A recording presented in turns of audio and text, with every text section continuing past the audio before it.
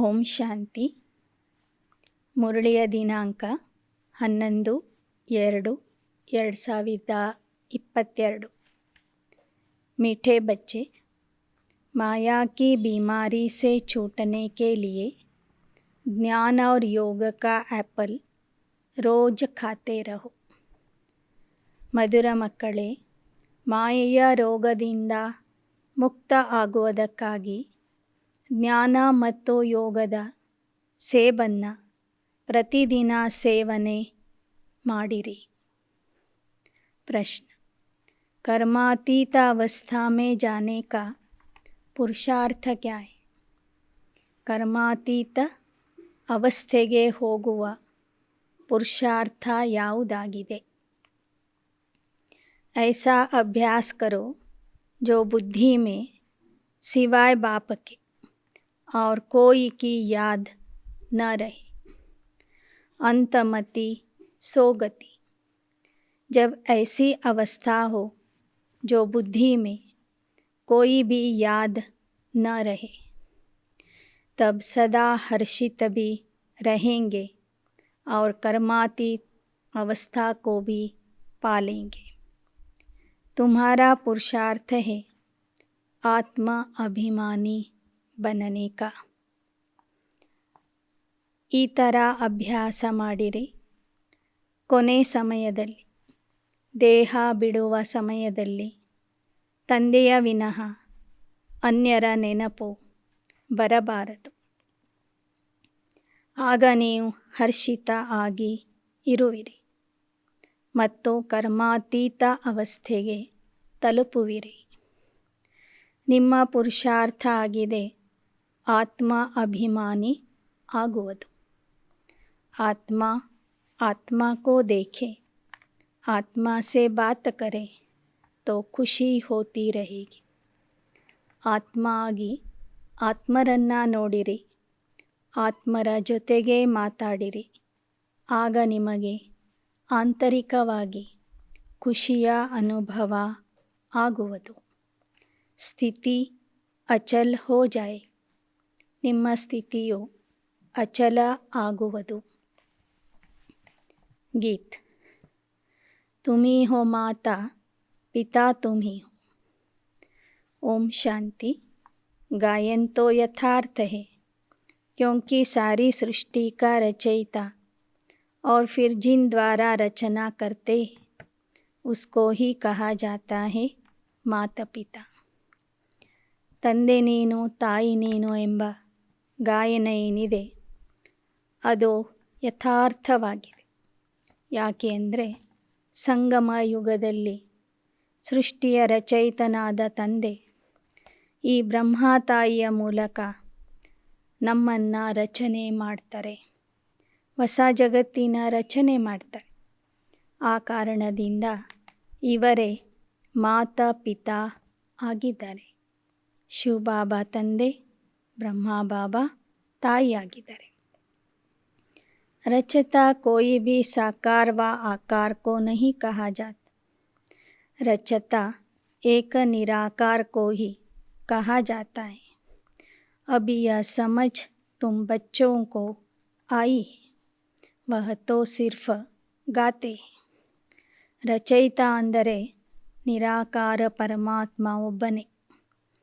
ಬೇರೆ ಯಾವುದೇ ಸಾಕಾರ ದೇಹಧಾರಿಗಳಾಗಲಿ ಆಕಾರಿ ದೇವತೆಗಳಾಗಲಿ ಸೃಷ್ಟಿಯ ರಚನೆಕಾರರು ಅಲ್ಲ. ಈ ಜ್ಞಾನ ತಿಳುವಳಿಕೆ ಈಗ ನಿಮ್ಮ ಬುದ್ಧಿಯಲ್ಲಿ ಮಾತ್ರ ಬಂದಿದೆ. ಉಳಿದವರು ಕೇವಲ ಹಾಡ್ತಾ ಇದ್ದಾರೆ, ಆದರೆ ಅರ್ಥ ಗೊತ್ತಿಲ್ಲ. ಭಕ್ತೋं की बुद्धि में सिर्फ यही रहता कि बस भक्ति करनी है, परंतु किसकी भक्ति करनी है कुछ भी पता नहीं. भक्ति करनी है एक भगवान की, जिसे माता पिता कहते हैं, न कि सैकड़ों की. कहते हैं भगवान आकर भक्तों को भक्ति का फल देंगे. ಭಕ್ತರು ಭಕ್ತಿ ಮಾಡ್ತಿದ್ದಾರೆ, ಆದರೆ ಯಾರ ಭಕ್ತಿ ಮಾಡಬೇಕು ಅನ್ನೋದೇ ಅವರಿಗೆ ತಿಳಿತಾ ಇಲ್ಲ. ವಾಸ್ತವಿಕವಾಗಿ ಕೇವಲ ಮಾತಪಿತಾ ಆಗಿರುವಂತಹ ಆ ಪರಮಾತ್ಮನ ಪೂಜೆ ಮಾತ್ರ ಮಾಡಬೇಕು. परमात्मन भक्ति ಮಾಡಬೇಕು. कहते हैं भगवान आकर भक्तों को भक्ति का फल देते. फल अथवा वर्षा एक ही बात है. ವಾಸ್ತವಿಕವಾಗಿ ಭಕ್ತರು ಒಬ್ಬನ ಭಕ್ತಿ ಮಾಡಬೇಕು ವಿನಃ ನೂರಾರು ಜನರ ಭಕ್ತಿ ಮಾಡಬಾರದು. ಅದರ ಬಗ್ಗೆನೂ ಅವರಲ್ಲಿ ತಿಳುವಳಿಕೆ ಇದೆ. ಪರಮಾತ್ಮನೇ ಕೊನೆಗೆ ಬಂದು ನಮ್ಮ ಭಕ್ತಿಗೆ ಫಲ ಕೊಡ್ತಾನೆ ಅಂತ. ಫಲ ಅಂದ್ರೇ ಆಸ್ತಿ. बच्चा पैदा होता है, माता पिता के वर्षे का फल मिलता है. यह गायन तो है ಭಕ್ತಿ ಮಾರ್ಗ का.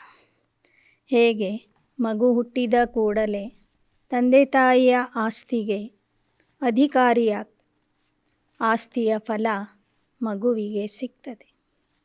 ಹಾಗೆಯೇ ಇಲ್ಲಿಯೂ ಸಹ ಭಕ್ತರಿಗೆ ಭಗವಂತನಿಂದ ಭಕ್ತಿಯ ಫಲ ಸಿಗ್ತದೆ. ಯಾದ ಕರ್ತೆ ಹೇ हमको भक्ति का फल दो. ज्ञान और भक्ति भी कहते हैं ना, भक्ति का फल है ಜ್ಞಾನ. ಬಾಬಾ ಹೇಳ್ತಾರೆ, ಭಗವಂತನ ಹತ್ತಿರ ಭಕ್ತರು ಕೇಳ್ಕೋತಾರೆ, ಹೇ ಭಗವಂತ ನಮಗೆ ಭಕ್ತಿಯ ಫಲ ಕೊಡು ಅಂತ. ಇಲ್ಲಿ ಜ್ಞಾನ ಮತ್ತು ಭಕ್ತಿ ಬೇರೆ ಬೇರೆ ಆಗಿದೆ. ಭಕ್ತಿಯ ಫಲನೇ ಆಗಿದೆ ಜ್ಞಾನ. अब तुम जानते हो भक्ति कब से शुरू हुई, यह कोई को पता नहीं. ज्ञान का समय है दिन, भक्ति का समय है रात. दिन और रात तो आधा आधा होगा. शास्त्रों में कल्प की आयु लंबी लिख दी. ಜ್ಞಾನದ ಸಮಯನೇ ಬೇರೆ, ಭಕ್ತಿಯ ಸಮಯನೇ ಬೇರೆ. ಜ್ಞಾನ ಅಂದರೆ ಹಗಲು, ಭಕ್ತಿ ಅಂದರೆ ರಾತ್ರಿ. ಎರಡು ಅರ್ಧ ಅರ್ಧ ಸಮಯ ಇರ್ತದೆ. ಆದರೆ ಶಾಸ್ತ್ರಗಳಲ್ಲಿ ಜ್ಞಾನದ ಸಮಯ ಬಹಳ ಜಾಸ್ತಿ ಬರೆದಿದ್ದಾರೆ. ಜ್ಞಾನದ ಸಮಯ ಅಂದರೆ ಸತ್ಯಯುಗ, ತ್ರೇತಾಯುಗ. ಭಕ್ತಿಯ ಸಮಯ ಅಂದರೆ ದ್ವಾಪರ ಮತ್ತು ಕಲಿಯುಗ. ಅವರ ಲೆಕ್ಕದಲ್ಲಿ ಸತ್ಯ ತ್ರೇತಾಯುಗ ಬಹಳ ದೊಡ್ಡದು, ದ್ವಾಪರ ಕಲಿಯುಗ ಬಹಳ ಚಿಕ್ಕದ್ದು. ज्ञान को बहुत समय दे दिया और भक्ति को थोड़ा समय दिया. द्वापर कलयुग की आयु कम दिखाई. यह रात और दिन का पूरा हिसाब तो ठहरा नहीं. कृष्ण पक्ष शुक्ल पक्ष भी कहते. शास्त्रों में यह अक्षर है. कहते हैं तुम लोग शास्त्रों को नहीं मानते हो, फिर शास्त्रों के अक्षर क्यों लेते हो? तो तुमको समझाना है. शास्त्रों का सार तो बाबा ही बताते हैं ना. फलाने शास्त्र में यह राइट नहीं है, यह राइट है. रेफरेंस तो ज़रूर देना पड़े. ಬಾಬಾ ಹೇಳ್ತಾರೆ, ಅರ್ಧ ಕಲ್ಪ ಹಗಲು, ಅರ್ಧ ಕಲ್ಪ ರಾತ್ರಿ, ಎರಡೂ ಸಮ ಸಮ ಇರ್ತದೆ. ಹೇಗೆ ಕೃಷ್ಣ ಪಕ್ಷ 15 ದಿನಗಳು, ಶುಕ್ಲ ಪಕ್ಷ 15 ದಿನಗಳವರೆಗೂ ಇರ್ತದೆ. ಈ ಮಾತು ಶಾಸ್ತ್ರದಲ್ಲಿನೂ ಇದೆ ಅಂತ ಹೇಳ್ತಾರೆ ಬಾಬಾ. ಆಗ ಜನ ನಮಗೆ ಕೇಳ್ತಾರೆ, ನೀವು ಶಾಸ್ತ್ರ ಪುರಾಣಗಳಿಗೆ ಮಾನ್ಯತೆ ಕೊಡೋದಿಲ್ಲ, ಮತ್ತೆ ಯಾಕೆ ಶಾಸ್ತ್ರದ ಆಧಾರ ಕೊಡ್ತೀರಿ?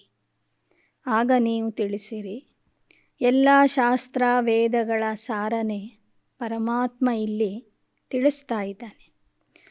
ಯಾವ ಶಾಸ್ತ್ರದಲ್ಲಿ ಸತ್ಯ ಇದೆ, ಯಾವ ಶಾಸ್ತ್ರದಲ್ಲಿ ಸತ್ಯ ಇಲ್ಲ, ಎಷ್ಟು ಸರಿ ಇದೆ, ಎಷ್ಟು ಸರಿ ಇಲ್ಲ ಅನ್ನೋದನ್ನು ತಿಳಿಸೋದಕ್ಕಾಗಿ ಶಾಸ್ತ್ರಗಳ ಉದಾಹರಣೆ ಕೊಡಬೇಕಾಗ್ತದೆ.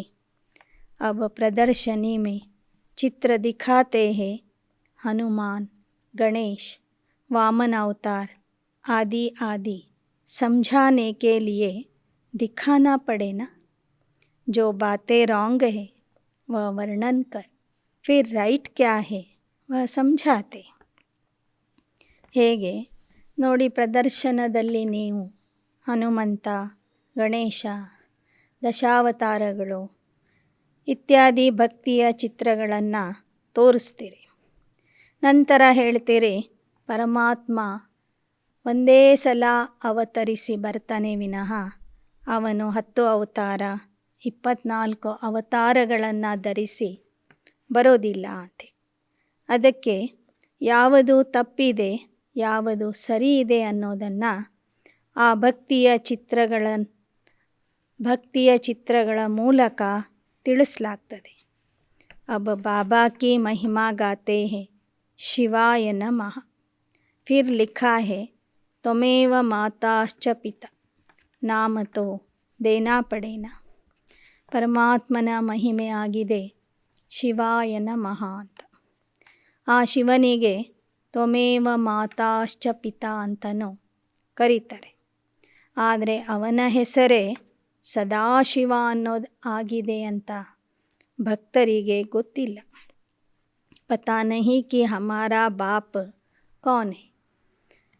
कहते हैं ओ गॉड फादर, बुद्धि उधर जाती. मनुष्य प्रार्थना करते हैं तो जानते हैं परम पिता परमात्मा परलोक में निवास करते. ब्रह्मा विष्णु शंकर को याद करेंगे तो बुद्धि ಸೂಕ್ಷ್ಮ ವತನ್ ಮೇ ಜಾಯೇಗಿ. ಬಾಬಾ ಹೇಳ್ತಾರೆ, ಓ ಗಾಡ್ ಫಾದರ್, ಪರಮಾತ್ಮ ಅಂತ ನೆನಪು ಮಾಡುವಾಗ ಮನುಷ್ಯರ ಬುದ್ಧಿ ಮೇಲಕ್ಕೆ ಹೋಗ್ತದೆ. ಇನ್ನು ಬ್ರಹ್ಮ ವಿಷ್ಣು ಶಂಕರರನ್ನು ನೆನಪು ಮಾಡುವಾಗ ಮನುಷ್ಯರ ಬುದ್ಧಿ ಸೂಕ್ಷ್ಮ ವತನದ ಕಡೆಗೆ ಹೋಗ್ತದೆ. ಪರಮಾತ್ಮನ ನೆನಪು ಮಾಡುವಾಗ ಆ ಪರಲೋಕ ಅಥವಾ ಪರಮಧಾಮದ ಕಡೆಗೆ ಬುದ್ಧಿ ಹೋಗ್ತದೆ. ऐसे ಫಸ್ಟ್ ಸೆಕೆಂಡ್ ಫಿರ್ ಥರ್ಡ್ ಫ್ಲೋರ್. ಹೀಗೆ ಮೊದಲನೇ ಅಂತಸ್ತು, ಎರಡನೇ ಅಂತಸ್ತು, ಮೂರನೇ ಅಂತಸ್ತು ಇದೆ. 3 ಲೋಕಗಳಿವೆ. ಅಬ್ ಮುಖ್ಯ ಬಾತ್ ಹೇ ಬಾಪ್ ಕೋ ಭೂಲೆ. ಆದರೆ ಮುಖ್ಯವಾಗಿ ಎಲ್ಲರೂ ತಂದೆಯನ್ನು ಮರೆತಿದ್ದಾರೆ. ಬಾಪ್ ಆಕರ್ ಉಲ್ಹನಾ ದೇತೆ, तुमने हमारी कितनी ग्लानि की है. जो सर्व का सद्गति देने वाला है उनकी फिर सर्व ने बैठ ग्लानि की है. ಈಗ ಬಾಬಾ ಸಂಗಮ ಯುಗದಲ್ಲಿ ಬಂದು ತಕರಾರು ಮಾಡ್ತಾ ಇದ್ದಾರೆ.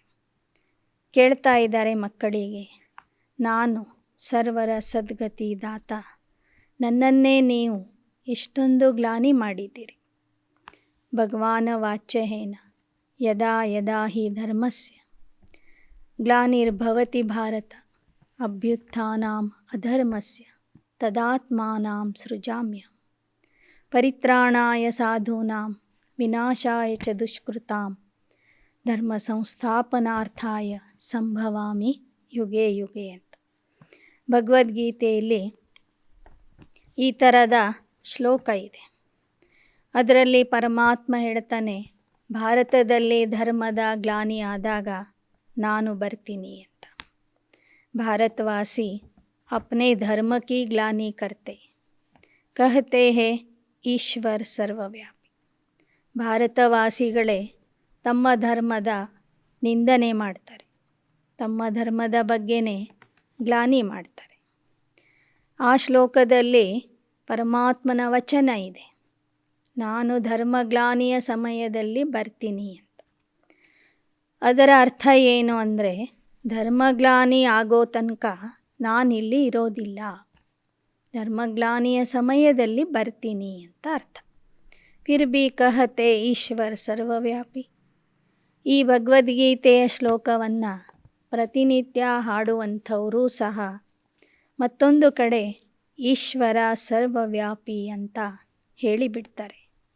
ಕ್ಯಾ ಸಬ್ ಮೇ ಈಶ್ವರ ಹೈ ಕಹ ದೇತೆ ಕಚ್ಚಾ ಅವತಾರ್, ಮಚ್ಚಾ ಅವತಾರ್, वराह अवतार. बाप तो भारतवासी बच्चों को ही कहते क्योंकि बच्चे ही ग्लानि करते.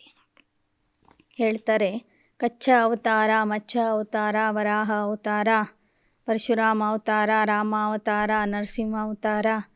ಈ ಥರ ಭಾರತವಾಸಿ ಮಕ್ಕಳೇ ನನ್ನನ್ನು ಸಾಕಷ್ಟು ನಿಂದನೆ ಮಾಡಿದ್ದಾರೆ. ಯಹ ಮುರಬ್ಬಿ ಬಚ್ಚ ಬ್ರಹ್ಮಾ ಭಿ ಗ್ಲಾನಿ ಕರ್ತಾ ಥಾ, ಯಹ ಗ್ಲಾನಿ ಭಿ ಡ್ರಾಮಾ ಮೇ ನೊಂದಿ ಹುಯಿ ಥಿ. ಈ ನನ್ನ ಪ್ರಥಮ ಮಗ ಬ್ರಹ್ಮ ಬಾಬಾನೂ ಸಹ ನನ್ನ ಬಗ್ಗೆ ಗ್ಲಾನಿ ಮಾಡ್ತಿದ್ರು. ಈ ಥರ ಪರಮಾತ್ಮನನ್ನು ಗ್ಲಾನಿ ಮಾಡುವುದು, ಪರಮಾತ್ಮನ ನಿಂದನೆ ಮಾಡುವುದು ಸಹ ನಾಟಕದಲ್ಲಿ ನಿಗದಿಯಾಗಿತ್ತು. ತಬ್ ತೋ ಪಾಪ ಆತ್ಮ ಬನೇನ, ಪಾವನ್ ಬನಾಕರ್ ಫಿರ್ ವಿಶ್ವ ಕಾ ಮಾಲಿಕ್ ಬಾಪ್ ಬನಾತೆ ಹೈ. ಪತಿತ ಪಾವನ್ ಹೈ, ಪಾವನ್ ಬನಾನೆ ವಾಲೆ ಬಾಪ್ ಕೋ ಕಿತನಿ ಗಾಲಿ ದೇತೆ. ನಾಟಕದಲ್ಲಿ ಆ ಥರ ಇರೋದ್ರಿಂದನೇ ನೀವು ಪಾಪಾತ್ಮರಾಗ್ತೀವಿ. ಪಾಪಾತ್ಮರನ್ನೇ ತಂದೆ ಬಂದು ಪಾವನ ಮಾಡ್ತಾನೆ. ಯಾರನ್ನ ಪಾವನ ಮಾಡಿರ್ತಾನೆ ಆ ಮಕ್ಕಳೇ ಮತ್ತೆ ಅವನಿಗೆ ಗ್ಲಾನಿ ಮಾಡ್ತಾರೆ. ಜಬ್ ಸಮझाते हैं तो उस समय मान लेते, समाचार भी आता है इतनों ने सही की कि बरोबर आपकी बात ರೈಟ್ है. ಈ ಥರ ನೀವು ಜನರಿಗೂ ತಿಳಿಸ್ತೀರಿ ಪರಮಾತ್ಮ ಸರ್ವವ್ಯಾಪಿ ಅಲ್ಲ ಅಂತ. ಆಗ ಪ್ರದರ್ಶನ ನೋಡುವಾಗ ನೀವು ತಿಳಿಸುವಾಗ ಜನ ಒಪ್ಕೊಳ್ತಾರೆ, ಹಸ್ತಾಕ್ಷರನೂ ಮಾಡಿಕೊಡ್ತಾರೆ. ಆದರೆ ಹೊರಗೆ ಹೋದ ನಂತರ ಮತ್ತೆ ಮರೀತಾರೆ. ತೋ ಪಹಲೆ ಪಹಲೆ ಏಕ ಬಾಪ ಕಾ ಪರಿಚಯ ದೇನಾ ಪಡೇಗಾ. तुम बच्चों में भी नंबरवार तो है ही. बच्चे लिखते हैं बाबा क्या करे, माया का तूफ़ान हमको ठहरने नहीं देता है. ಬಾಬಾ ಹೇಳ್ತಾರೆ, ಮೊದಲು ಮೊದಲು ಬಂದವರಿಗೆ ತಂದೆಯ ಪರಿಚಯ ಕೊಡಿ. ಮಕ್ಕಳಲ್ಲಿಯೂ ಸಹ ನಂಬರ್ವಾರ್ ಮಕ್ಕಳಿದ್ದಾರೆ. ಕೆಲವರು ಬಾಬರಿಗೆ ಬರೀತಾರೆ, ಬಾಬಾ ಮಾಯೆಯ ಬಿರುಗಾಳಿ ನಮ್ಮನ್ನು ನಿಂತಲ್ಲೇ ನಿಂತ್ಕೊಳ್ಳಿಕ್ಕೆ, ಸ್ಥಿರತೆಯಿಂದ ನಿಂತ್ಕೊಳ್ಳಿಕ್ಕೆ ಕೊಡ್ತಾ ಇಲ್ಲ. ಹಮ್ಕೋ ಯ ವಿಕಾರ ತಂಗ ಕರ್ತೆ. ಅಚಲವಾಗಿ ನಿಲ್ಲೋದಕ್ಕೆ ಮಾಯೆ ನಮಗೆ ತೊಂದರೆ ಕೊಡ್ತಾ ಇದೆ. ಈ ವಿಕಾರಗಳು ನಮ್ಮನ್ನು ಕಾಡ್ತಾ ಇವೆ. ಬಾಪ್ ಕಹತೆ ತುಮಕೋ ಇನ್ ಪರ್ ವಿಜಯ ಪಾನಿ ಹೇ, ನಹಿ ತೋ ಪದ ಭ್ರಷ್ಟ ಹೋ ಜಾಯೇಗ. ಬಾಬಾ ಹೇಳ್ತಾರೆ, ನೀವು ಈ ವಿಕಾರಗಳ ಮೇಲೆ ವಿಜಯ ಪಡಿಲೇಬೇಕು, ಇಲ್ಲದಿದ್ದರೆ ನಿಮ್ಮ ಪದವಿ ನೀವು ಭ್ರಷ್ಟ ಮಾಡಿಕೊಡ್ತೀರಿ, ಒಳ್ಳೆಯ ಪದವಿಯನ್ನು ಕಳ್ಕೋತೀರಿ. ಶಿಕ್ಷಕ ಅಗರ್ ಐಸಾ ಕುಛ ಕಾಮ್ ಕರೆಂಗೆ तो ज़रूर औरों को संशय पड़ेगा.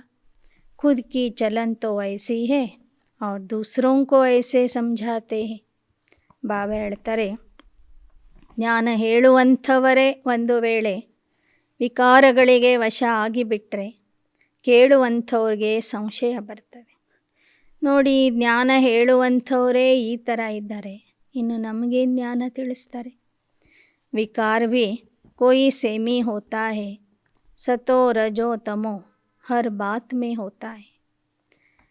सतयुग को कहा जाता सतो, कलयुग को तमो. दुनिया भ्रष्टाचारी कहते हैं, परंतु अपने को कोई भ्रष्टाचारी समझते नहीं. बाप समझाते, इस रावण राज्य में एक भी श्रेष्ठाचारी नहीं. ಜನ ಇವತ್ತು ತಮೋ ಪ್ರಧಾನ ಭ್ರಷ್ಟಾಚಾರಿ ಆಗಿಬಿಟ್ಟಿದೆ. ಎಲ್ಲರೂ ಹೇಳ್ತಾರೆ ಜಗತ್ತು ಭ್ರಷ್ಟಾಚಾರಿಯಾಗಿದೆ, ಆದರೆ ನಾನು ಒಬ್ಬ ಭ್ರಷ್ಟಾಚಾರಿ ಅನ್ನೋದು ಅವರಿಗೆ ತಿಳಿತಾ ಇಲ್ಲ. ಆ ಥರ ಅವ್ರು ತಿಳ್ಕೊಂಡಿಲ್ಲ. ಬಾಬಾ ಹೇಳ್ತಾರೆ, ಈ ರಾವಣ ರಾಜ್ಯದಲ್ಲಿ ಒಬ್ಬರೂ ಶ್ರೇಷ್ಠಾಚಾರಿಗಳು ಇಲ್ಲ. ಸಮझो कोई से पूछा जाता ऊंचे ते ऊंचा कौन, तो कहेंगे भगवान है. उनका ऑक्यूपेशन जानते हो नहीं, या तो कहेंगे सन्यासी ही ऊंचे हैं क्योंकि पवित्र रहते हैं, खुद भी सन्यासियों को फॉलो करते हैं. नमस्ते करते हैं तो उन्होंने पूछना चाहिए, सन्यासियों से भी ज़रूर कोई ऊंचा होगा। ಸನ್ಯಾಸಿ भी ಭಗವಾನ್ की ಸಾಧನಾ करते। ನೀವು ಜನರಿಗೆ ಪ್ರಶ್ನೆ ಕೇಳಿ, ಈ ಪ್ರಪಂಚದಲ್ಲಿ ಎಲ್ಲರಿಗಿಂತ ದೊಡ್ಡವರು ಯಾರು? ಒಂದು ವೇಳೆ ಪರಮಾತ್ಮ ಅಂತ ಅವರು ಹೇಳಿದರೆ ಅವನ ಕರ್ತವ್ಯ ಏನು ಅಂತ ಕೇಳಿರಿ. ಆ ಪರಮಾತ್ಮನ ಕರ್ತವ್ಯದ ಬಗ್ಗೆ ಯಾರಿಗೂ ಗೊತ್ತಿಲ್ಲ. ಇನ್ನು ಕೆಲವರು ಸನ್ಯಾಸಿಗಳೇ ದೊಡ್ಡವರು ಅಂತಲೂ ಹೇಳಬಹುದು. ಯಾಕೆಂದರೆ ಸನ್ಯಾಸಿಗಳು ಪವಿತ್ರವಾಗಿ ಇರ್ತಾರೆ. ಆದರೆ ಆ ಸನ್ಯಾಸಿಗಳು ಸಹ ಸಾಧನೆ ಮಾಡ್ತಾ ಇದ್ದಾರೆ, ಭಗವಂತನನ್ನು ನೆನಪು ಮಾಡ್ತಾ ಇದ್ದಾರೆ ಅಂದಮೇಲೆ ಭಗವಂತ ಪರಮಾತ್ಮ ಅವರಿಗಿಂತ ಮೇಲೆ ಇದ್ದಾನೆ ಅಂತ ಅರ್ಥ. ಆಜ್ಕಲ್ ತೋ ಚಿತ್ರ भी बहुत बनाए, सबसे ऊंचा परमात्मा को रखते, अब राम व कृष्ण के आगे ಶಿವಲಿಂಗ ರಖನಾ ಯಹ ಭಿ ಬಡಾಯಿ. ನೀವು ಚಿತ್ರಗಳಲ್ಲಿ ನೋಡ್ತೀರಿ, ಎಲ್ಲ ದೇವಾತ್ಮರ ಮುಂದೆನೂ ಒಂದೊಂದು ಶಿವಲಿಂಗ ಇಟ್ಟಿರ್ತಾರೆ. ರಾಮನು ಶಿವಲಿಂಗದ ಪೂಜೆ ಮಾಡ್ತಾನೆ, ಕೃಷ್ಣನು ಶಿವಲಿಂಗದ ಪೂಜೆ ಮಾಡ್ತಾನೆ, ಅನೇಕ ಗುರುಗಳು ಸಹ ಶಿವಲಿಂಗದ ಪೂಜೆ ಮಾಡ್ತಾರೆ ಅಂತ ನೀವು ತೋರಿಸ್ತೀರಿ. ಅಂದರೆ ಇವರೆಲ್ಲರಿಗಿಂತ ಪರಮಾತ್ಮ ದೊಡ್ಡವನು, ಮೇಲೆ ಇರೋನು ಅನ್ನೋದು ಅಲ್ಲಿ ಸ್ಪಷ್ಟವಾಗ್ತದೆ. ವಾಸ್ತವಿಕವಾಗಿ ರಾಮ ಕೃಷ್ಣ ಅವರ ರಾಜ್ಯದಲ್ಲಿ ಇರುವಾಗ ಅವರು ಶಿವನ ಪೂಜೆ ಮಾಡೋದಿಲ್ಲ. ಆದರೆ ರಾಮ ಕೃಷ್ಣ ಇತ್ಯಾದಿ ದೇವತೆಗಳಕ್ಕಿಂತನೂ ಮೇಲೆ ಇರುವಂಥ ಶಕ್ತಿ ಆ ಶಿವ ಆಗಿದ್ದಾನೆ, ಪರಮಾತ್ಮ ಆಗಿದ್ದಾನೆ ಅನ್ನೋದನ್ನು ತೋರಿಸೋದಕ್ಕಾಗಿ ಅಂಥ ಚಿತ್ರಗಳನ್ನು ಮಾಡಿದ್ದೇವೆ. ವಹ ಖುದ್ ಹಿ ರಾಜ್ಯ ಕರ್ತೆ ಹೇ, ಜಬ್ ಪತೀತ ಬಂತೆ ಹೇ ತಬ್ ಪೂಜನೆ ಲಗ್ತೆ, ಊಂಚತೆ ಊಂಚ ನಿರಾಕಾರ ಪರಮಾತ್ಮಕು. ರಾಮ ಕೃಷ್ಣ ಅವರ ರಾಜ್ಯದಲ್ಲಿ ಪಾವನ ಆಗಿರ್ತಾರೆ, ಅವರೇ ಸ್ವತಃ ರಾಜ್ಯ ಆಳ್ತಾರೆ. ಪತಿತ ಆದಾಗ ಅವರು ಪರಮಾತ್ಮನ ಪೂಜೆ ಮಾಡ್ತಾರೆ. अब सर्व का सद्गति दाता, पतित पावन सबका लिबरेटर, अपने साथ सबको ले जाएंगे. तुम जानते हो वह हमारा बाप है, हम इस समय बीमार हैं. ज्ञान से एवर हेल्दी एवर वेल्दी बन जाते. ಈಗ ಪತಿತ ಪಾವನ ಸದ್ಗತಿ ದಾತ ಮುಕ್ತಿದಾತ ಬಂದು ನಮ್ಮನ್ನು ಜೊತೆಗೆ ಕರ್ಕೊಂಡು ಹೋಗ್ತಾನೆ. ಈ ಸಮಯದಲ್ಲಿ ಎಲ್ಲ ಆತ್ಮರು ರೋಗಿಗಳು ಆಗಿದ್ದಾರೆ. ಪರಮಾತ್ಮನ ಜ್ಞಾನ ಮತ್ತು ಯೋಗದಿಂದ ಎಲ್ಲ ಆತ್ಮರು ನಿರೋಗಿಗಳು ಮತ್ತು ಐಶ್ವರ್ಯವಂತರು ಆಗ್ತಾರೆ. ಮಾಯಾನೆ सबको बीमार बना दिया है. कहते हैं रोज़ एक एप्पल खाओ तो एवर हेल्दी बन जाएंगे. यह तो तुम प्रैक्टिकल देख रहे हो. ಲೌಕಿಕದಲ್ಲಿ ಹೇಳ್ತಾರೆ, ಪ್ರತಿದಿನ ಒಂದು ಸೇಬು ಹಣ್ಣನ್ನು ತಿಂದರೆ ಮನುಷ್ಯ ನಿರೋಗಿಯಾಗಿ ಇರ್ತಾನೆ ಅಂತ. ಈಗ ಬಾಬಾ ಹೇಳ್ತಾರೆ, ಪರಮಾತ್ಮನ ನೆನಪೇ ಸೇಬು ಹಣ್ಣು ಆಗಿದೆ. ಆ ಹಣ್ಣನ್ನು ಪ್ರತಿನಿತ್ಯ ನೀವು ಸೇವನೆ ಮಾಡಿ ಮಾಯೆಯ ರೋಗದಿಂದ ಮುಕ್ತ ಆಗ್ತೀರಿ. अब सबको हेल्दी वेल्दी बनाने वाला एक बाप ही, सूक्ष्म वतन में भी आत्माएं हेल्दी, यहाँ अनहेल्दी, फिर मूल वतन से पहले जब आत्माएं आएगी तो सुख ही देखेगी. तो बाप ब्रह्मा द्वारा हमको बहुत ಸುಖ ದೇತೆ. ಮೂಲವತನದಲ್ಲಿ ಆತ್ಮರು ನಿರೋಗಿಯಾಗಿರ್ತಾರೆ, ಸೂಕ್ಷ್ಮವತನದಲ್ಲೂ ಆತ್ಮರು ನಿರೋಗಿಯಾಗಿರ್ತಾರೆ. ಮೂಲವತನದಿಂದ ಬರುವಾಗ ನಿರೋಗಿ ಆತ್ಮರು ಈ ಸಾಕಾರ ಲೋಕದಲ್ಲಿ ಬರ್ತಾರೆ. ಬಂದಾಗ 2 ಯುಗಗಳವರೆಗೆ ಆತ್ಮ ಮತ್ತು ದೇಹ ಎರಡೂ ನಿರೋಗಿಯಾಗಿರ್ತದೆ. ಪರಮಾತ್ಮ ಮಕ್ಕಳಿಗೆ ಅಂತಹ ಸುಖವನ್ನು ಕೊಡ್ತಾರೆ. ಬ್ರಹ್ಮಾರವರ ಮೂಲಕ ಬಹಳಷ್ಟು ಸುಖವನ್ನು ಶಿವಬಾಬಾ ಮಕ್ಕಳಿಗೆ ಕೊಡ್ತಾರೆ. अब विनाश तो होना है, इस यज्ञ से ही विनाश ज्वाला निकली. वो लोग फिर शांति के लिए कुछ कुछ करते रहते, परंतु गाया जाता नर चाहत कुछ और. शांति भी तब होगी जब विनाश होगा. ಆ ಸುಖಧಾಮದ ಸ್ಥಾಪನೆ ಆಗಬೇಕಾದ್ರೆ ಮೊದಲು ಈ ದುಃಖಧಾಮ ವಿನಾಶ ಆಗಬೇಕು. ಈ ರುದ್ರ ಗೀತಾ ಯಜ್ಞದಿಂದ ವಿನಾಶ ಜ್ವಾಲೆ ಪ್ರಕಟ ಆಗ್ತದೆ. ಆದರೆ ಲೌಕಿಕದಲ್ಲಿ ಜನ ಶಾಂತಿಗಾಗಿ ಇನ್ನೂ ಸಹ ಯಜ್ಞ ಯಾಗಗಳನ್ನು ಮಾಡ್ತಾ ಇದ್ದಾರೆ, ಸಮ್ಮೇಳನಗಳನ್ನು ಮಾಡ್ತಾ ಇದ್ದಾರೆ. ಆದರೆ ಹೇಳಲಾಗ್ತದೆ ಮನುಷ್ಯರು ಬಯಸೋದೇ ಒಂದು, ಆಗೋದೇ ಮತ್ತೊಂದು ಅಂತ. ಸಭಿ ಆತ್ಮಾಯೇ ಮುಕ್ತಿಧಾಮ್ ಚಲಿ ಜಾಯೇಗಿ, ವಿನಾಶ ಹೋನೆ ಕೆ ಸಿವಾಯ್ ಔರ್ ಕೋಯಿ ಉಪಾಯ ಹೋ ನಹಿ ಸಕ್ತಾ. ಎಲ್ಲ ಆತ್ಮರು ಕೊನೆಗೆ ಮುಕ್ತಿಧಾಮಕ್ಕೆ ಹೋಗಿ ಬಿಡ್ತಾರೆ. ಮುಕ್ತಿಧಾಮಕ್ಕೆ ಹೋಗದೆ ವಿನಃ ಯಾರಿಗೂ ಶಾಂತಿ ಸಿಗೋದಿಲ್ಲ. ಪರಮ ಶಾಂತಿ ಅನ್ನೋದು ಆ ಮುಕ್ತಿಧಾಮದಲ್ಲಿ, ಶಾಂತಿಧಾಮದಲ್ಲಿ ಮಾತ್ರ ಸಿಗ್ತದೆ. ಯಹ ಬಿ ಉನ್ಹೋಂಕೋ ಬತಾವೆ ಕೌನ್. ಈ ವಿಚಾರ ಎಲ್ಲ ಧರ್ಮದ ಮುಖಂಡರಿಗೆ ಯಾರು ಹೇಳಬೇಕು? ಇನ್ ಭೀಷ್ಮ ಪಿತಾಮಹ ಆದಿ ಕೋ पिछाड़ी में ज्ञान मिलना है. मनुष्य शांति के लिए उपाय ढूंढते कि आपस में मिलकर एक हो जाए, परंतु ऐसा होना ही नहीं. ಗಾಯನ ಇದೆ, ಭೀಷ್ಮ ಪಿತಾಮಹ ಆದಿ ದೊಡ್ಡ ದೊಡ್ಡ ಆಚಾರ್ಯರಿಗೆ ಕುಮಾರಿಯರ ಮೂಲಕ ಜ್ಞಾನದ ಬಾಣ ಹೊಡೆಸಿದ್ರು ಅಂತ. ಅವರೆಲ್ಲರೂ ಕೊನೆ ಸಮಯದಲ್ಲಿ ಈ ಜ್ಞಾನಕ್ಕೆ ಬರೋರಿದ್ದಾರೆ.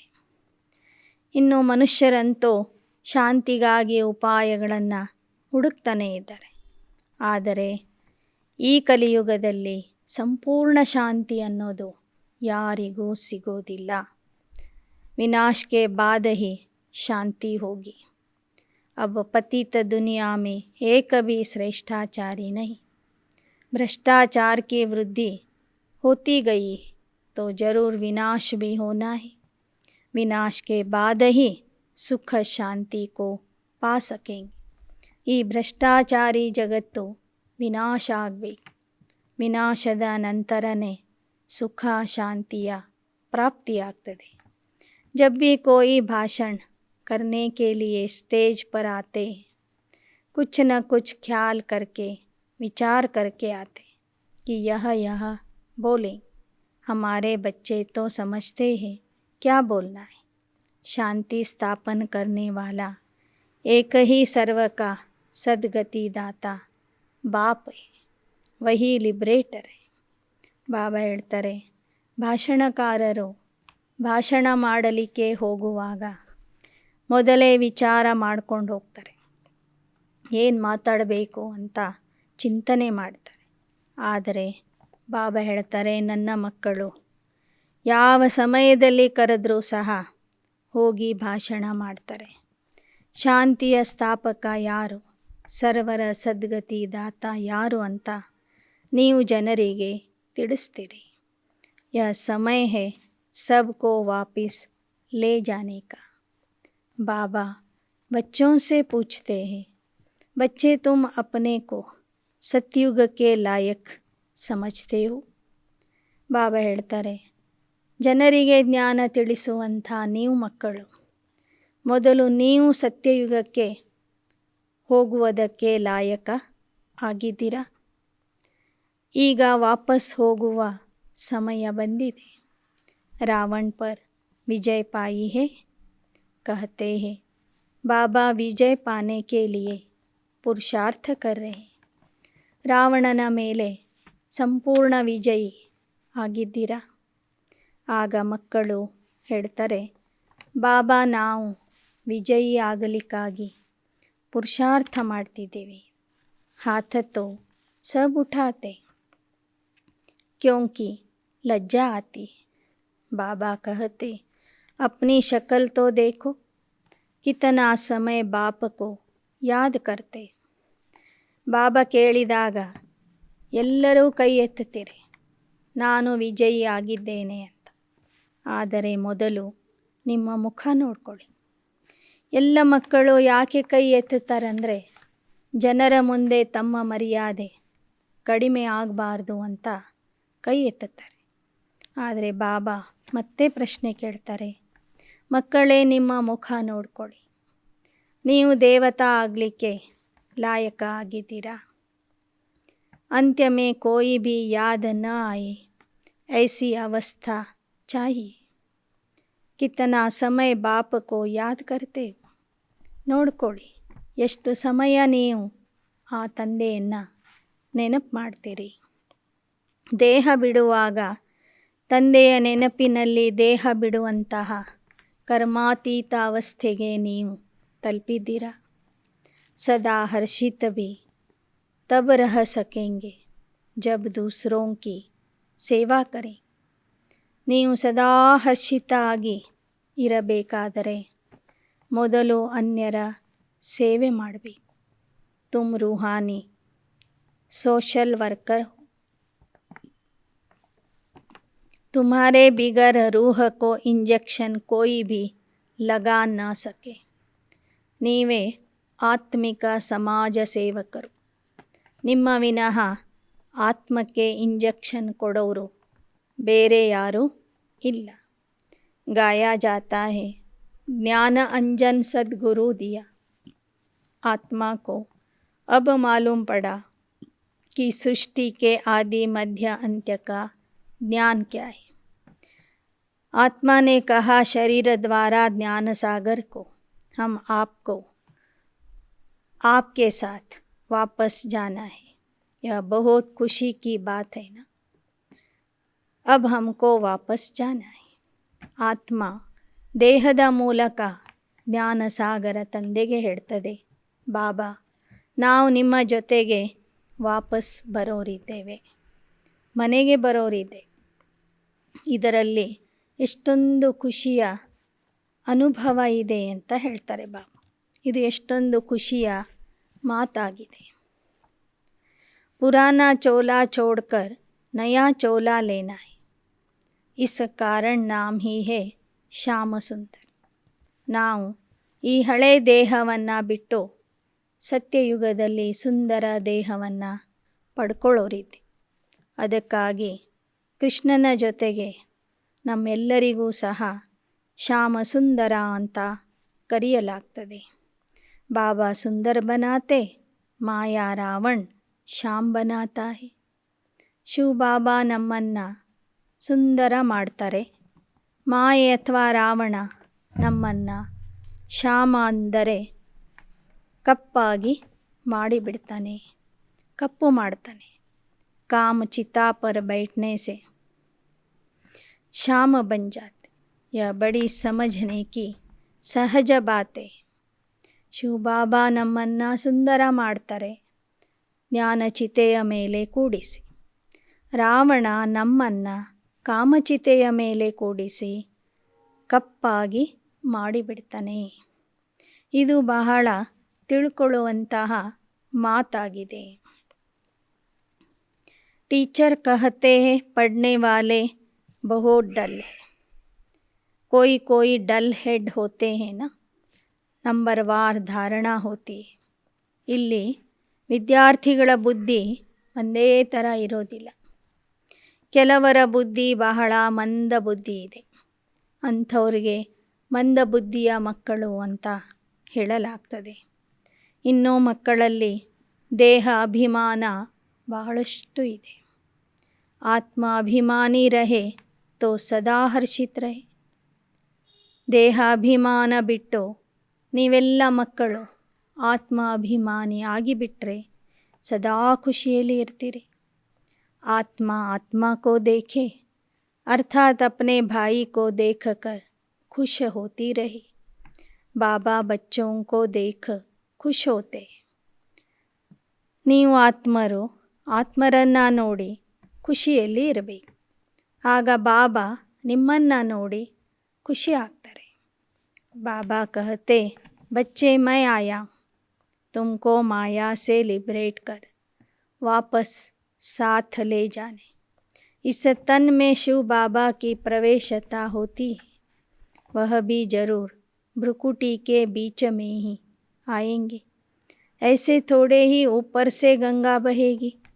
शिव की सवारी बैल पर दिखाते. बैल की भ्रुकुटी में शिव का चित्र दिखाया है. ಬಾಬಾ ಹೇಳ್ತಾರೆ, ನಾನು ಬಂದಿದ್ದೇನೆ ಮಾಯೆಯಿಂದ ನಿಮ್ಮನ್ನು ಮುಕ್ತ ಮಾಡಿ ವಾಪಸ್ ಕರ್ಕೊಂಡು ಹೋಗೋದಕ್ಕಾಗಿ. ನಾನು ಇವರ ದೇಹದಲ್ಲಿ ಪ್ರವೇಶ ಮಾಡ್ತೀನಿ, ಇವರ ಭ್ರುಕುಟಿಯಲ್ಲಿ ವಾಸ ಮಾಡ್ತೀನಿ. ಶಂಕರನ ಚಿತ್ರದಲ್ಲಿ ಜಟೆಯಿಂದ ಗಂಗೆ ಹರಿತು ಅಂತ ತೋರಿಸಿದ್ದಾರೆ. ಆ ಥರ ನಾನು ಇವರ ತಲೆಯ ಮೇಲೆ ಕುಳಿತು ಜ್ಞಾನಗಂಗೆಯನ್ನು ಹರಿಸೋದಿಲ್ಲ. ಇವರ ಭ್ರುಕುಟಿಯಲ್ಲಿ ಕುಳಿತು ಇವರ ಮುಖದಿಂದ ಮಾತಾಡ್ತೀನಿ, ಜ್ಞಾನವನ್ನು ತಿಳಿಸ್ತೀನಿ. ಭಕ್ತಿ ಮಾರ್ಗದಲ್ಲಿ ಶಿವನ ವಾಹನ ಮುದಿ ಎತ್ತಿನ ರೂಪದಲ್ಲಿ ತೋರಿಸಿದ್ದಾರೆ. ಎತ್ತಿನ ಹಣೆಯ ಮಧ್ಯದಲ್ಲಿ ಶಿವನ ಚಿತ್ರ ಬರೆದಿರ್ತಾರೆ. ಯಾಕೆ ಅಂದರೆ ಈ ಬ್ರಹ್ಮ ತಂದೆಯ ಭ್ರುಕುಟಿಯ ಮಧ್ಯದಲ್ಲಿ शिव बाबा बंदो ಕೂತ್ಕೊಳ್ತಾರೆ. जो आत्मा का स्थान है जरूर वहाँ ही बैठेगी. गुरु लोग अपने चेले को बाजू में बिठाते हैं तो वह सद्गुरु भी आकर बाजू में बैठते. गुरु ब्रह्मा कहते विष्णु को व शंकर को गुरु नहीं कहेंगे. वही ब्रह्मा फिर विष्णु के दो रूप बनते. ಬಾಬಾ ಹೇಳ್ತಾರೆ, ಸದ್ಗುರು ಶಿವ ಬಾಬಾ ಈ ಬ್ರಹ್ಮ ತಂದೆಯ ಆತ್ಮನ ಪಕ್ಕದಲ್ಲಿನೇ ಬಂದು ಕೂತ್ಕೊಳ್ತಾರೆ. ಶಿವ ಬಾಬಾ ಸತ್ಯ ಗುರು ಆದರೆ ಈ ಬ್ರಹ್ಮ ಬಾಬೋರಿಗೆ ಗುರು ಅಂತ ಹೇಳಬಹುದು. ವಿಷ್ಣು ಅಥವಾ ಶಂಕರರಿಗೆ ಗುರು ಅಂತ ಹೇಳೋದಿಲ್ಲ. ಈ ಬ್ರಹ್ಮನೇ ಮುಂದೆ ವಿಷ್ಣು ಆಗ್ತಾರೆ. ಗುರು ಯಾ ಸದ್ಗುರು ತೋ ಶಿವ ಕೋ ಹಿ ಕಹ ಸಕ್ತೆ ಕ್ಯೋಂಕಿ ಸಬ್ ಕಿ ಸದ್ಗತಿ ಕರ್ತೆ. ಎಲ್ಲರಿಗೂ ಗುರು ಅಥವಾ ಸತ್ಯಗುರು ಪರಮಾತ್ಮ ಒಬ್ಬನಿಗೆ ಮಾತ್ರ ಹೇಳಬಹುದು. ಯಾಕೆ ಅಂದರೆ ಅವನು ಸರ್ವರ ಸದ್ಗತಿ ದಾತ ಆಗಿದ್ದಾನೆ. ऊंचते ऊंच फिर भी भगवान है, कितना अच्छी रीति समझाया जाता. अच्छा मीठे मीठे सिकीलदे बच्चों प्रति मात पिता बाप दादा का याद प्यार और गुड मॉर्निंग. रूहानी बाप की रूहानी बच्चों को नमस्ते. रूहानी बच्चों की रूहानी बाप दादा को याद प्यार गुड मॉर्निंग और नमस्ते नमस्ते नमस्ते. धारणा के लिए मुख्य सार. धारणೆಗಾಗಿ मुख्यांशಗಳು. सदा हर्षित रहने के लिए आत्मा अभिमानी बनना है. हम आत्मा भाई भाई है, यह दृष्टि पक्की करनी. ಸದಾ ಹರ್ಷಿತ ಆಗಿ ಇರಬೇಕಾದರೆ ಆತ್ಮಾಭಿಮಾನಿ ಆಗಬೇಕು. ನಾವು ಎಲ್ಲ ಆತ್ಮರು ಸೋದರ ಸೋದರರು ಎಂಬ ದೃಷ್ಟಿ ಪಕ್ಕಾ ಮಾಡಿಕೊಳ್ಳಬೇಕು. ನಾವು ಆತ್ಮರು ಸೋದರ ಸೋದರರು ಎಂಬ ದೃಷ್ಟಿ ಪಕ್ಕಾ ಮಾಡಿಕೊಳ್ಳಬೇಕು. ಎರಡನೇ, रूहानी सोशल वर्कर बन. आत्मा को ज्ञान का इंजेक्शन लगाना है. सबकी रूहानी ಸೇವಾ करनी. ಆತ್ಮಿಕ ಸಮಾಜ ಸೇವಕ ಆಗಿ ಆತ್ಮರಿಗೆ ಜ್ಞಾನದ ಇಂಜೆಕ್ಷನ್ನನ್ನು ಕೊಡಬೇಕು. ಸರ್ವರ ಸೇವೆ ಮಾಡಬೇಕು. ಸರ್ವರ ಆತ್ಮಿಕ ಸೇವೆ ಮಾಡಬೇಕು. वरदान. संतुष्टता के आधार पर दुआएं देने और लेने वाले ಸಹಜ ಪುರುಷಾರ್ಥಿ ಭವ.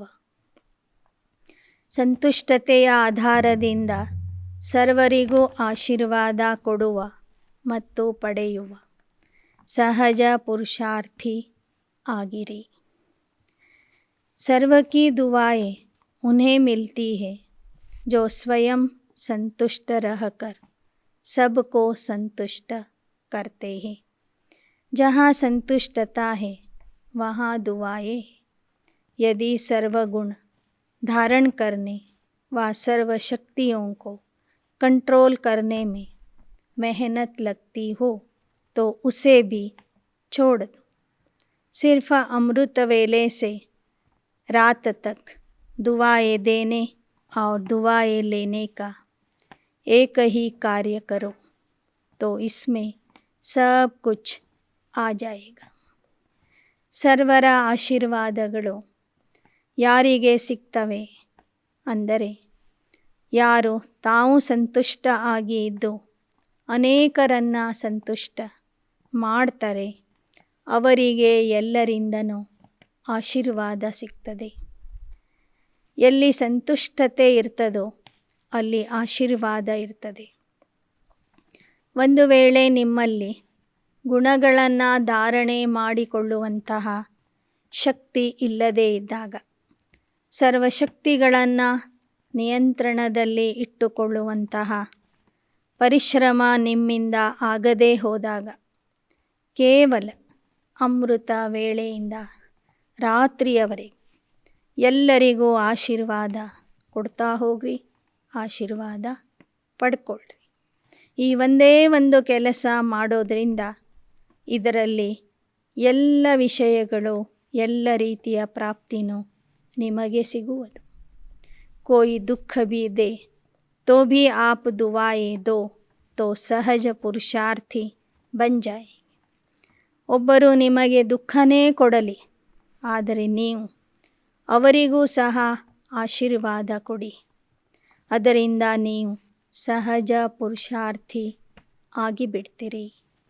श्लोगन. जो समर्पित स्थिति में रहते हैं उनके आगे सर्व का सहयोग स्वतः समर्पित हो जाता है. ಯಾರು ಸಮರ್ಪಿತ ಸ್ಥಿತಿಯಲ್ಲಿ ಇರ್ತಾರೆ ಅವರ ಮುಂದೆ ಸರ್ವರ ಸಹಯೋಗ ಸಮರ್ಪಣೆ ಆಗಿಬಿಡ್ತದೆ. ಯಾರು ಸಮರ್ಪಿತ ಸ್ಥಿತಿಯಲ್ಲಿ ಇರ್ತಾರೆ ಅವರಿಗೆ ಸರ್ವರಿಂದ ಸಹಯೋಗ ಸಹಜವಾಗಿ ಪ್ರಾಪ್ತಿಯಾಗ್ತದೆ. ಮಾತೇಶ್ವರಿ ಜಿ ಕೆ ಅನಮೋಲ ಮಹಾವಾಕ್ಯ. ಜಗದಂಬಾ ಸರಸ್ವತಿಯವರ ಅಮೂಲ್ಯ ಮಹಾವಾಕ್ಯಗಳು. ಮನುಷ್ಯ ಆತ್ಮ अपनी पूरी कमाई अनुसार ಭವಿಷ್ಯ ಪ್ರಾರಬ್ಧ ಭೋಗತಾ ಹೈ. ಮನುಷ್ಯನ ಆತ್ಮ ತನ್ನ ಸಂಪಾದನೆಯ ಆಧಾರದಿಂದ, ತನ್ನ ದುಡಿಮೆಯ ಆಧಾರದಿಂದ ಭವಿಷ್ಯದ ಪ್ರಾರಬ್ಧವನ್ನು ಅನುಭವಿಸ್ತಾನೆ. देखो बहुत मनुष्य ऐसे समझते हैं कि हमारे पूर्व जन्मों की अच्छी कमाई से अभी यह ज्ञान प्राप्त हुआ, परंतु ऐसी बात है ही नहीं. पूर्व जन्म का अच्छा फल तो है, यह हम जानते, लेकिन कल्प का चक्र फिरता रहता है. सतो रजो तमो बदली होता रहता है. ड्रामा अनुसार पुरुषार्थ से प्रारब्ध बनने की मार्जिन रखी है. तब तो वहाँ सत्ययुग में कोई राजा रानी, कोई दासी, कोई प्रजापद पाते हैं. ಕೆಲವರು ಹೇಳ್ತಾರೆ ಪೂರ್ವಜನ್ಮದ ಸಂಪಾದನೆ ಅಥವಾ ಪುಣ್ಯ ಸಂಪಾದನೆಯಿಂದ ನಮಗೆ ಈ ಜ್ಞಾನ ಸಿಕ್ಕಿದೆ ಅಂಥೇಳಿ. ಈ ಜ್ಞಾನ ಸಿಕ್ಕಿದೆ ಅಂದರೆ ಅಲ್ಲಿಗೆ ನಾವು ನಿಂತ್ಕೊಳ್ಬಾರ್ದು. ಕಲ್ಪದ ಚಕ್ರ ಏನು ತಿರುಗ್ತಾ ಇದೆ ಅದರ ಅನುಸಾರವಾಗಿ ನಾವು ಭವಿಷ್ಯದಲ್ಲಿ ಶ್ರೇಷ್ಠ ಪದವಿ ಪಡೆಯುವ ಪುರುಷಾರ್ಥ ಮಾಡಬೇಕು. ಪೂರ್ವಜನ್ಮದ ಪುಣ್ಯದಿಂದ ಜ್ಞಾನ ಸಿಕ್ಕಿದೆ ನಿಜ, ಆದರೆ ಜ್ಞಾನದ ಪ್ರಾರಬ್ಧವನ್ನು ಹೆಚ್ಚಿಸಿಕೊಳ್ಳಲು ಈಗ ನಾವು ಸಂಗಮ ಯುಗದಲ್ಲಿ ಪುರುಷಾರ್ಥ ಮಾಡಲೇಬೇಕು. ಈ ಒಂದು ನಿಯಮ ಇರೋದ್ರಿಂದನೇ ಸತ್ಯಯುಗದಲ್ಲಿ ಕೆಲವರು ರಾಜಾರಾಣಿ ಆಗ್ತಾರೆ, ಕೆಲವರು ದಾಸದಾಸಿ ಆಗ್ತಾರೆ, ಕೆಲವರು ಪ್ರಜೆಗಳಾಗ್ತಾರೆ. तो यही पुरुषार्थ की सिद्धि है. वहाँ द्वैत ईर्ष्या होती नहीं. प्रजा भी सुखी, राजा रानी प्रजा की ऐसी संभाल करते जैसे माँ बाप अपने बच्चों की संभाल करता है. वहाँ गरीब साहूकार सब संतुष्ट है. ಇಲ್ಲಿಯ ಪುರುಷಾರ್ಥದ ಸಿದ್ಧಿಯೇ ಸತ್ಯಯುಗದ ಪದವಿಯಾಗಿದೆ. ಸತ್ಯಯುಗದಲ್ಲಿ ದ್ವೈತ ಇರೋದಿಲ್ಲ, ಎರಡು ಮತ ಇರೋದಿಲ್ಲ, ಈರ್ಷೆ ಇರೋದಿಲ್ಲ, ಎಲ್ಲರೂ ಸುಖಿಗಳಾಗಿರ್ತಾರೆ. ರಾಜ ರಾಣಿ ತಂದೆ ತಾಯಿಯಂತೆ ತಮ್ಮ ಮಕ್ಕಳ ಅಥವಾ ಪ್ರಜೆಗಳ ಸಂಭಾಲನೆ ಮಾಡ್ತಾರೆ. ವಹಾ ಗರೀಬ್ ಸಾಹುಕಾರ್ ಸಬ್ ಸಂತುಷ್ಟ ಹೈ. ಪ್ರಜೆಗಳನ್ನು ಮಕ್ಕಳ ರೂಪದಲ್ಲಿ ನೋಡಿ ಪಾಲನೆ ಕೊಡ್ತಾರೆ. ಅಲ್ಲಿ ಬಡವರು ಶ್ರೀಮಂತರು ಎಲ್ಲರೂ ಸಂತುಷ್ಟ ಆಗಿರ್ತಾರೆ. ಏಕ ಜನ್ಮ ಕೆ ಪುರುಷಾರ್ಥ ಸೆ 21 ಪೀಳಿ ಕೆ ಲಿಯೆ ಸುಖ ಭೋಗಿ. ಇಲ್ಲಿಯ ಒಂದು ಜನ್ಮದ ಪುರುಷಾರ್ಥದಿಂದ ನಾವು ಭವಿಷ್ಯದ 21 ಪೀಳಿಗೆಯವರೆಗೆ ಸುಖವನ್ನು ಅನುಭವಿಸ್ತೇವೆ. ಯಹ ಹೇ ಅವಿನಾಶಿ ಕಮಾಯಿ. जो इस अविनाशी कमाई में अविनाशी ज्ञान से अविनाशी पद मिलता है. ಇದು ಅವಿನಾಶಿ ಸಂಪಾದನೆಯಾಗಿ ಈ ಅವಿನಾಶಿ ಸಂಪಾದನೆಯಿಂದ ಅವಿನಾಶಿ ಜ್ಞಾನದಿಂದ ಅವಿನಾಶಿ ಪದವಿಯ ಪ್ರಾಪ್ತಿ 2 ಯುಗಗಳವರೆಗೆ ಆಗ್ತದೆ. हम अभी सत्ययुगी दुनिया में जा रहे हैं. यह प्रैक्टिकल खेल चल रहा है. यहाँ कोई छू मंत्र की बात नहीं. ನಾವೆಲ್ಲರೂ ಸತ್ಯಯುಗದ ಪ್ರಪಂಚಕ್ಕೆ ಸತ್ಯಯುಗಕ್ಕೆ ಹೋಗಲು ಪುರುಷಾರ್ಥ ಮಾಡ್ತಿದೆ. ಪುರುಷಾರ್ಥದ ಆಟ ಪ್ರತ್ಯಕ್ಷದಲ್ಲಿ ನಡೀತಾ ಇದೆ. ಪುರುಷಾರ್ಥದಿಂದ ಪ್ರಾಪ್ತಿ ಇದೆ ವಿನಃ ಇದು ಜಾದೂ ಮಂತ್ರದಿಂದ ಮಾಡಿಕೊಳ್ಳುವಂಥ ಪ್ರಾಪ್ತಿ ಅಲ್ಲ. ಅಚ್ಚ. ಓಂ ಶಾಂತಿ.